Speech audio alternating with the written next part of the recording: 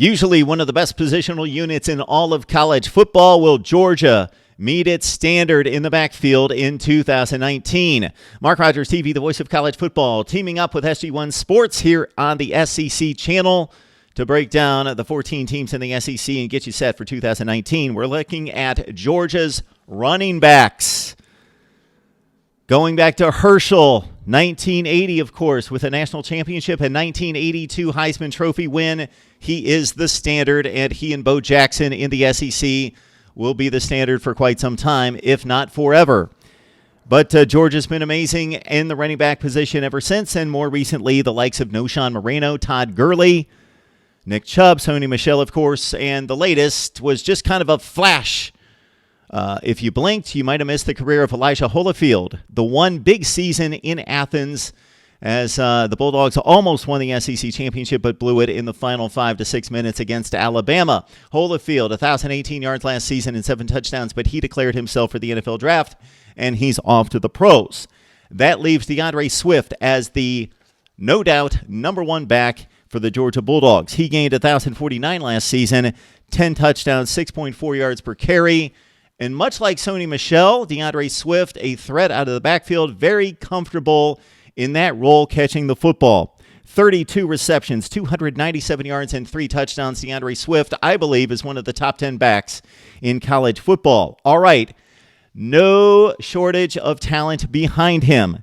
James Cook, 284 yards, 6.9 yards per carry, couple touchdowns as a freshman. But let's keep in mind that 7 yards per pop came mostly against the bad teams on the bad schedule. They may need more out of James Cook coming up this season. He was a very highly touted back coming out of high school. Brian Harrian's been around the program for quite some time. He basically fills in mop-up duty. He did have a couple nice efforts against South Carolina and Tennessee when the game got out of hand, but Brian Harrian's basically role is to mop it up. Doesn't have the speed, the explosion, the power, the raw talent of the other backs. But to his credit, he's almost gained 1,000 yards during his career in Athens with 7 touchdowns. All right, Zamir White's the guy that everybody's waiting to see if he can come back and be the back that he was expected to be. He tore his ACL late in his high school career, still enrolled early, to not necessarily get himself for the next season. That was tenuous, and it didn't turn out to be. Unfortunately, in his preparation for 2018, he tore his other ACL. You're talking about the number one rated running back coming out of high school football, according to the 247 composite out of North Carolina. One of the top 10 position players in the country, regardless of position. Zamir White was expected to be a star at this level. Now he's having to fight through 2 ACL tears. Again, he enrolled early to prep himself for 2018, but now he's gotten himself a head start for 2019, but having to deal with another ACL tear.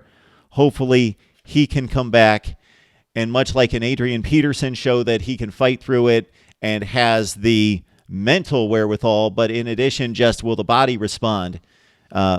Zamir White, one of the great talents that we've seen the last few years in high school football, trying to make a comeback already in his young career. 4-star Kenny McIntosh as well. Top 10 running back out of Fort Lauderdale will vie for carries behind DeAndre Swift. And we're talking about a running game that was mighty solid in 2018. 16th in the nation in yards per game at 239 per. What's most impressive, considering that the ranking is over the course of 130 teams in all of FBS play, Georgia ranks 7th in the nation in yards per carry at just under 6 yards per tick. And this again in the SEC. 6 yards per carry against the SEC. This is how potent the Georgia backfield has been. Minus Elijah Holyfield, needing somebody to step up behind DeAndre Swift, and hopefully 2 guys behind Swift to keep up the pace and the productivity as Georgia vies for an SEC championship. Would love to know what you feel about the Georgia backfield, maybe your prognostication on Georgia's record, and if they will win the SEC in 2019. Let's leave it down in the comments section here at SG1 SEC. Catch me over at Mark Rogers TV, the voice of college football.